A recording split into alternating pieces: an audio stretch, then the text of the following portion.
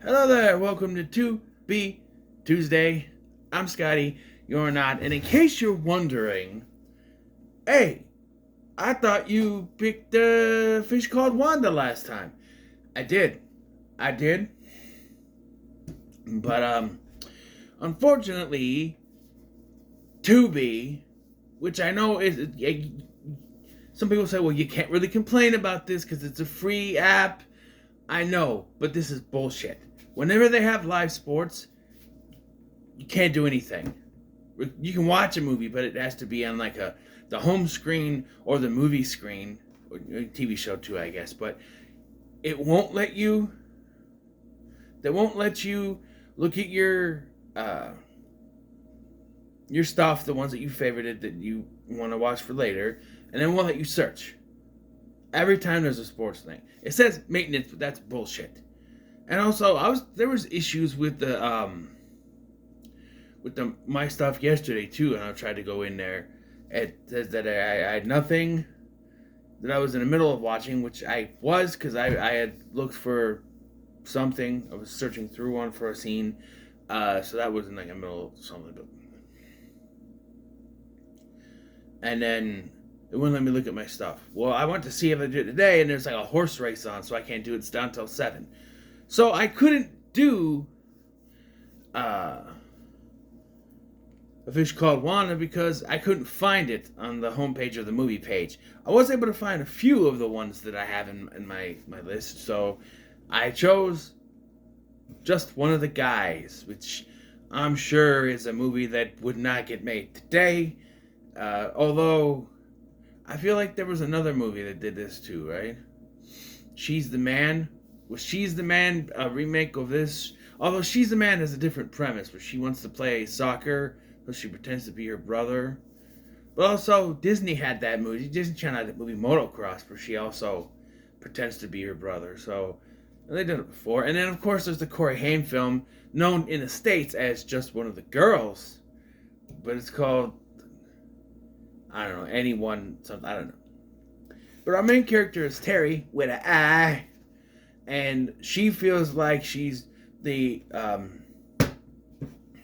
again, this is made today, people would call it woke, but she feels like she writes this article for her newspaper, but for this contest to be in the Sun Times, which is not a real paper. It's not like two different, like the Times is New York paper, the Sun is Chicago, the Sun Times, is that a real, I don't know. But she's not picked, and she thinks it's because the guy, the teacher in charge, says that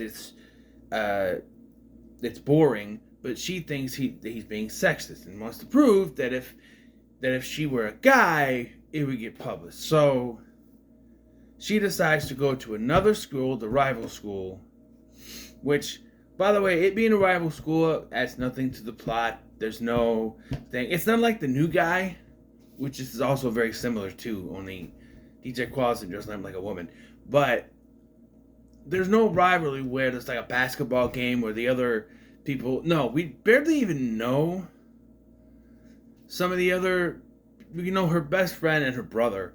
That's it. And there's a couple other characters that say hi to her at the beginning. But other than that, we don't spend very much time in her old school before we're thrust into this world of her new school. Or his new school, whatever. But... yeah. And so when she returns to her old school at the end of the movie, it's kind of like, why did she do that? Like, it felt like she was building her own new life, this other school, and she said, oh, my ruse is over now, time to go back to my old school, which looks crappier. There's like dirt and shit all over the lockers, and I don't know, the other school looked better. I don't know. The parents are non-existent in the movie because they're quote-unquote out of town, but that doesn't stop whoever wrote this from inserting jokes where the parents call. Like there's one joke where the younger brother Buddy is basically going back and forth trading insults, and then the punchline to this joke is, Mom says hi. Who talks to their mother like that? Like her and him and his mother go back and forth. And then later there's another one. I don't know. It's the 80s. So what? There is a scene towards the end that had me going, whoa! What are we doing here? Like, this is PG-13. Why are we? And I understand that. Well, I'll get into it later, but I understand in PG-13 movies you can sort of get away with it, but we'll get to it. So this movie confused me a little bit because it's like it runs as if she's doing this article and she's becoming friends with this guy named Rick and she's helping him get a date. But then all of a sudden it's like, no, she's in love with Rick and she wants to be with Rick, and it comes out of nowhere.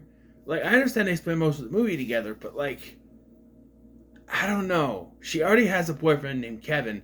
By the way, justice for Kevin. And before you say, oh, but he's a creep, he's a jerk. But he only becomes a jerk because of the way he's treated. Think about this. At the beginning of the film, they're a happy couple. But because she has to maintain this,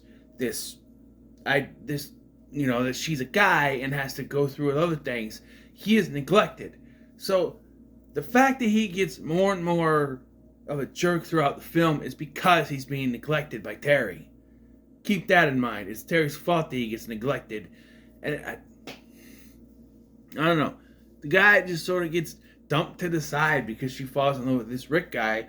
And I don't understand the love interest thing here where she already has a boyfriend. So why is she... I don't know. I guess it's sort of a Cyrano de Bergerac type situation where she's playing Cyrano, helping, you know, like Cyrano in the book, if you don't know, he's the dude with the big nose, and he was in love with Roxanne, but he helps this other dude court her, but he's secretly in love with her. So it's like that. She as a dude named Terry with a Y, is helping him to court other women. What's her name? Rhonda or some shit? I don't know. William Zabka's in this movie. He's basically Johnny. Basically. He's the bully. He's bullying people. There's also a running joke with two nerds who act like aliens. And apparently it's a gag, but it never... They don't stop acting like that. So I don't know what to think here. There's also the younger brother, Buddy, who, when I've seen still pictures for this, and I'm like, is that Corey Haim? It's not Corey Haim. But then he starts talking, and I'm thinking, is that, what's his name? Who is it? Corey Haim was one of them, but then the other one was, I forgot who it was. It's not that person either. It's someone completely different. But it's not Corey Haim. This is 85. During the height of Corey Haim, you could say. This is actor Lucas, I think. But it's not Corey Haim, but he reminds me of Corey Haim in a way. But he's not. And the thing with Buddy is that he's a horny teenage boy.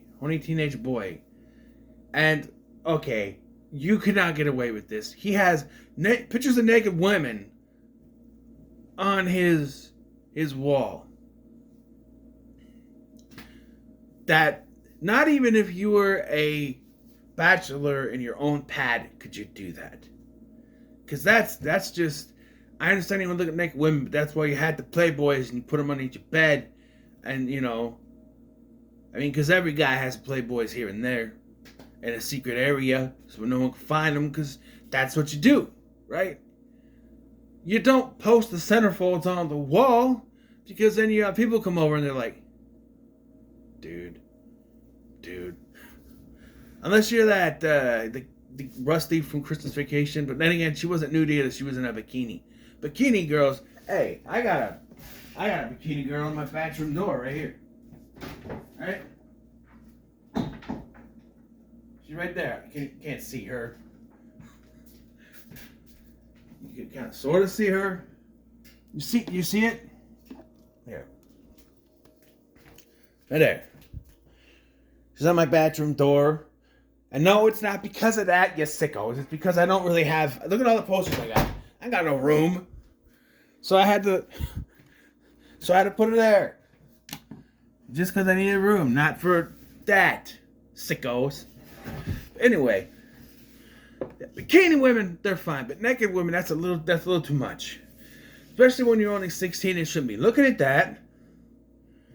There's my father coming. There's my parent coming out. You shouldn't be looking at that. You're only 16. 15, I think. I think 16 because he gets his driver's license at the end.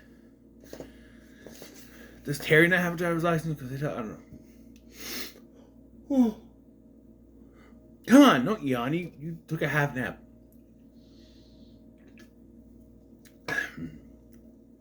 So she enrolls in this other school. It's Terry with a Y, excuse me. Cuts her hair, makes herself look like a guy. And of course you get those, they don't go overboard with the comedy in this. They get, when she has to go to the bathroom, she goes to grab the girls one, has to grab the boys. And then there's the whole, she goes in there, she's unsure what to do. There's one point that she's talking with Rick in the guy's room and he starts to use the urinal. She's like, what are you doing? He's like, we're in the bathroom. What do you think I'm doing? He's like, you think it's appropriate place? Well, where else am I going to do it? I'm like, what am I going to go in a bucket or what? That's what I said. I'm like, where do you expect him to go? In a bucket? I understand. She's not a guy, but, it's even questionable, though, that a guy would go with another guy standing there. Unless they're very comfortable doing so. But, it's, I don't know. I would use the urinal or the stall is what I mean. I would use the stall. I don't know. Maybe some people are more comfortable. And I don't know. It's a public restroom, I've gone to the bathroom here with the door wide open. Big LT has called me out on it. Hey, shut the door. I'm like, hey, my apartment, shut up. Stay in the living room then.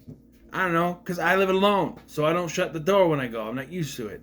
So, but when he's here, though, I got to start shutting the door. Sometimes you don't have time to shut the door. I don't know. Anyway, so, we see the bully, he's lifting tables, because that's how you bully for some reason. And we do see that Terry has an effect on Rick, because at first he's sort of like the quiet guy, but then he ends up standing up to the bully guy, whose name is, I don't care, he's Johnny. And then they go on a double date, which, of course, they have to go this route where the girl Sandy, played by Sherilyn Fenn, very young Sherilyn Fenn, has a thing for Terry and tries to get in his pants and pulls out the sock that she's using to make it look like she has a, but she thinks that he's stuffing to, to make it look bigger. Like some people do. I don't. But some people do that. I never put a sock down there. I wear boxers. They would fall out. She's also wearing her brother's underwear, which is kind of weird. Hope they're clean. But, yeah, and, well, Sandy, my big question here is the believability of this. Yes, she's dressed like a guy, cut her hair, she got it, whatever. It still looks like a woman dressing like a man, though. Oh, yeah, you gotta do the voice like that. Hey. But I don't know. I guess you'd stretch the believability a little bit. I don't know. I guess it just depends. But, yeah. But then Terry comes home, and apparently Buddy's study session didn't work out because Kevin showed up. And then, but Terry's drunk, so she asks kind of stupid. I did like how Buddy's like, oh, she joined the cult, she's gone. And then she pops out, hey, Kevin, when did you get here? He's like, Terry! He's like, Terry, you're back from the cult. And she's obviously smashed. Actress is very good at playing drunk. It's very convincing that she was drunk. This was the 80s. But yeah, so eventually she's able to get Rick a date. She helps him dress better and act cooler, and he does stand up to the bully guy, and he gets a date with the bully's girlfriend, because that always works out. And so I would, at this point, I'm like, okay, it's, it's a Cyrano thing, but we haven't got the, oh, she's secretly in love with her thing. And then you can start to see the look on her face when when she says yes. And I'm like, no, we're not doing this. There was no signs to this.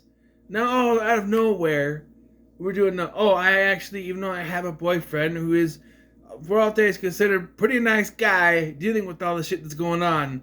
No, I want this dude that I was primping up for another woman. I want this guy. It's classic. I want what I can't have syndrome. No more utilized more than in Scrubs, where JD wants Elliot for the entirety of season 3 when she's dating Sean, played by Scott Foley, and then he's chasing her all this time and wants her, and then gets her, and then decides, I don't want her.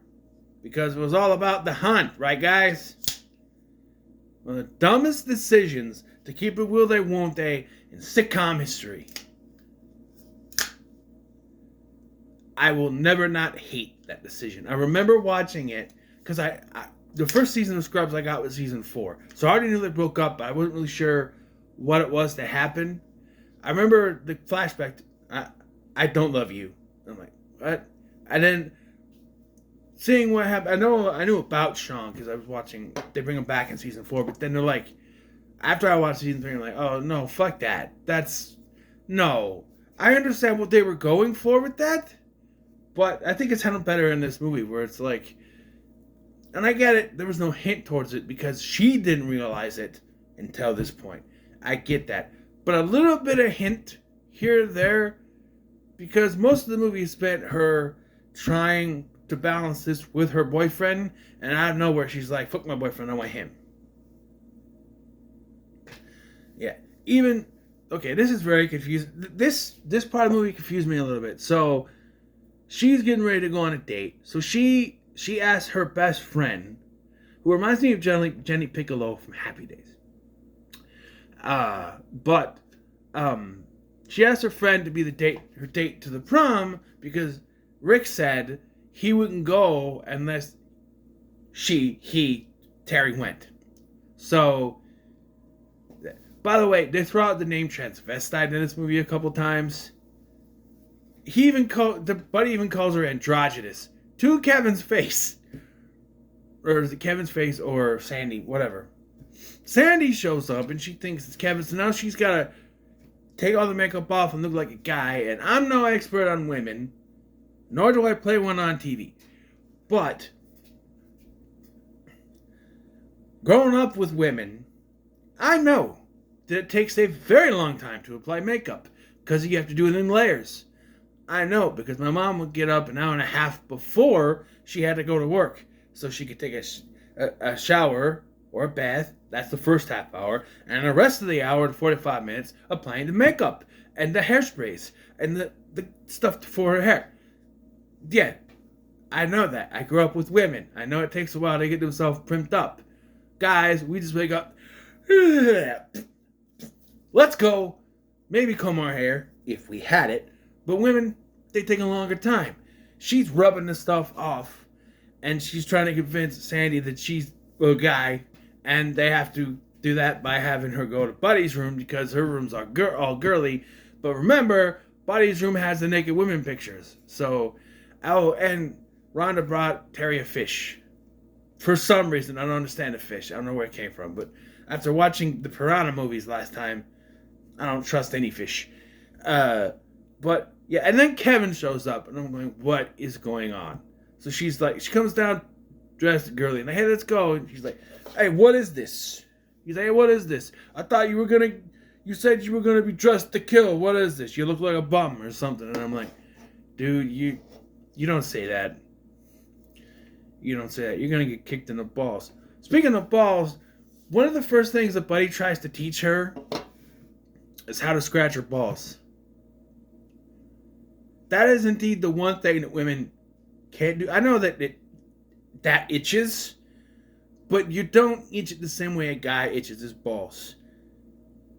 And I've never seen a guy move from one side to the other. I don't know how that would work when you're trying to. I don't know. The way he teaches it, I don't know. But so Kevin's like, okay, we're gonna go another time or something like that, and he leaves, and then she tries to like send Buddy to Sandy, and Sandy doesn't want any of that, so she leaves. At least for now. And then we have the prom, right? By the way, we never meet the parents, or do they ever come, or do they ever come back into the movie? The dinner, come back for their vacation, whatever. So we get to the prom, which is the climax of the movie, and yeah, and even though it's only been a couple days that they've been like, they're not even really dating, but Rick and Rhonda, whatever her name is, are like rubbing on each other and smooching. I did like how there's the scene where Rick stands up to the bully and Buddy shows up to talk to Terry, but then starts hitting on this girl and he's just like, and she's like pushes him. He's like it didn't faze him or anything. I don't know, that's, you know, not good to do now. You're pushing yourself against a woman. That's not good. But this is the 80s. I didn't care back then. But it's kind of funny, this dude, who reminds me of Corey Haim. He does, but it's not Corey Haim, but he reminds me of Corey Haim. So to see him falling on his face trying to hit on women is kind of funny.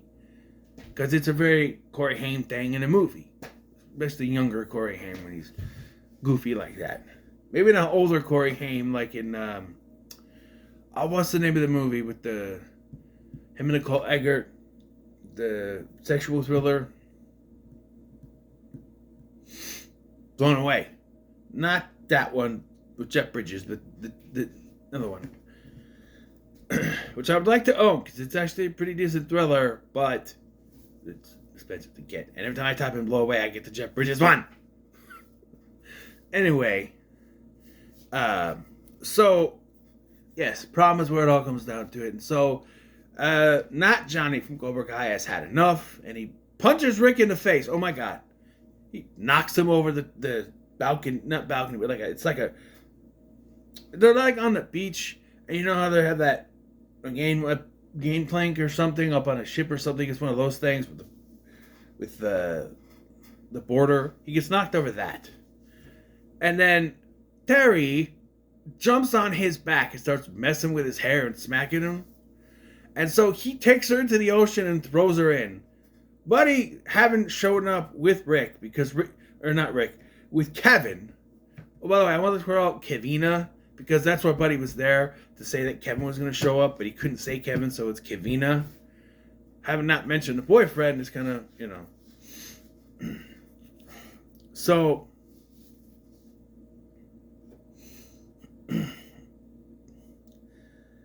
yeah. Buddy jumps on Bully's back, and Bully's like he's just annoyed now at this point, and he throws Buddy into the ocean. And then he has a confrontation with Rick, where Rick kicks his ass. And then Terry realizes that Kevin is there. So now they have to have that confrontation, and Rick's like, who's this guy? Kevin's like, I'm a boyfriend. Or she's like, he's my boyfriend. And then, of course, 1985, they're like, oh, he's gay. That explains, I guess. But here's where I'm gonna. Normally I don't complain about stuff like this, but this seems really gratuitous. Okay, so Terry goes to talk with Rick in a secluded place, and it is like, I need to tell you something. He goes, no, I figured it out. You're gay. And she's like, no, I'm a girl. I'm a woman. He's like, yeah, and I'm Cindy Lauper. Rick, excuse me, but it's Lauper, not Lauper. And she's like, no, really. Goes like this and shows her tits. And it's not a body double, just standing there with her tits out. And I'm like, okay, sure, you have to prove it. Why are they bare tits? not bare tits, but why are they naked tits? Why? Like I said, I don't have a problem with tits in movies. Believe you me. But this is PG-13, and I get it. You could do that. PG movies could do that, as long as it's not sexual. Sure, but why isn't she wearing a bra? I understand some people might go, well, actually, if she wants to act like that she's a guy, then she wouldn't be wearing one. Yeah, but it surprises me that she didn't tape them down throughout the film like other movies would have done, because they're a nice pair. You think they would pop out, but I guess she wears baggy clothes. I don't know.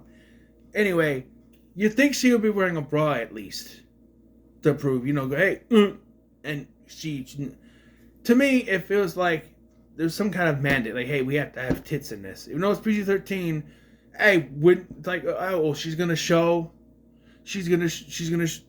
prove that she's a woman by showing, right? Okay, make them no bra, just show the tits. That's what it feels like. Oh, you gotta show the boobs. You can't just have the bra, you gotta show the boobs. I don't know, this was 80s. Even for me, who likes tits in movies, this was a little gratuitous. I don't think it was needed, especially in a PG-13 movie when you can't really do that. I don't know. It just feels gratuitous. This felt like a nice teen comedy. Something I could show my son, but now that happened, and I'm like, oh, if they were in a bra or bikini top, I could show him because that's fine. But those are bare boobs, bare tits, naked boobs. Can't show a 13-year-old that. That's the stuff a 13-year-old will sneak onto the internet and look for, but you can't show him that. No. I don't know. Not that I would show him this. This is very 80s, but I'm just saying. It felt like a nice teen comedy. Not a lot of sex stuff. There's, I guess the brother's room, which they do sort of show it. I'm like, it's just rated R. It's PG-13. Again, no, they're just pictures, and they're just hanging there. They're not sexualized, although the poses women do in magazines are sexual poses, but, well, sensual, I should say. I don't know what that is. Stop it! I don't know what that is, but, yeah. And, of course, he's kind of confused and say, no. She's like, I want to be with you, and then she kisses him in front of everyone, like, oh. And I'm like, oh. So then it ends, and she's all wild at me. I'm like, okay. So it didn't work out. And I'm like, she's going to get back with Kevin, right? And no, they broke up, because she leaves, and Kevin tries to hit on someone else. Oh, you're probably here with a date, huh? Yeah. And then if I was Kevin, like, hey, I'm in college, that would get him laid. Hey, I'm in college. Are you now? I have a car. I'm just saying. But Buddy gets with Sandy. For now, I don't know. The ending of this movie is confusing for me. And then she goes home and she types up on the typewriter. That made me feel old. Her article.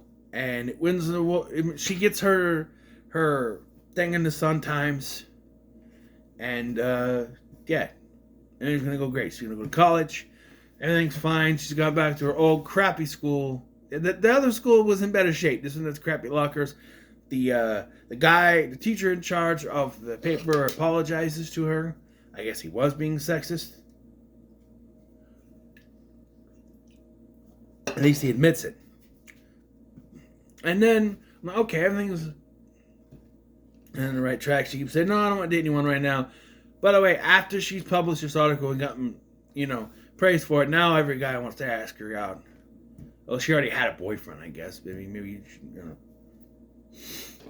And Buddy shows up and, hey, I got my license. I don't know how the hell that happened. I could, you got a chauffeur, I could take you places. And then Rick shows up and I'm like, huh?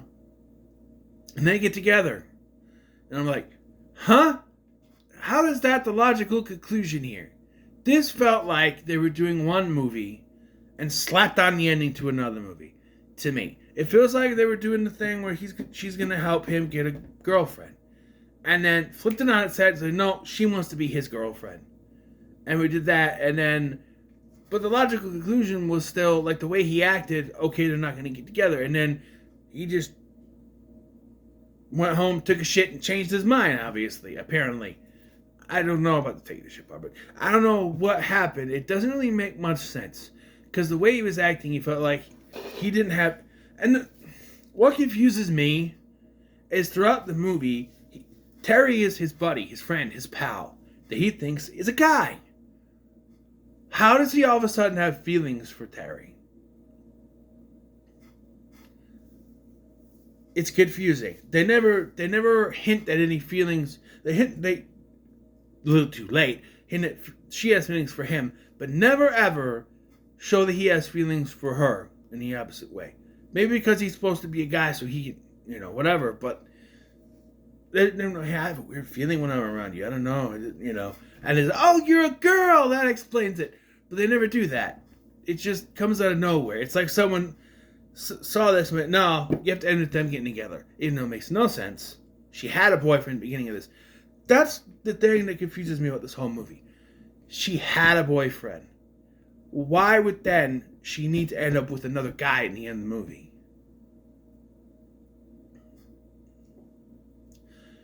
She had a happy life with a boy. If her boyfriend was a complete jerk, I would understand it. But he's not. He only becomes a jerk because of the way he's treated. Justice for Kevin. I'm sorry. I just don't get it. I like the movie, but I just don't get it. I guess I just don't get why this guy gets thrown to the wayside for a love interest that only becomes a love interest in the final act. Maybe the writing needed to be tidied up a little bit. I don't know. This is directed by a woman. I don't know about written. There are some feminist themes in there, but I don't know. I'm giving it a middle of the road. A high middle of the road. We're giving it a high middle of the road. I don't know. I don't know. It was confusing. But anyway, what are your thoughts on Just One of the Guys? Let me know in the comments below. Make sure you like, share, and subscribe. Thank you for watching. I'm Scotty, and I'll see you in the next one.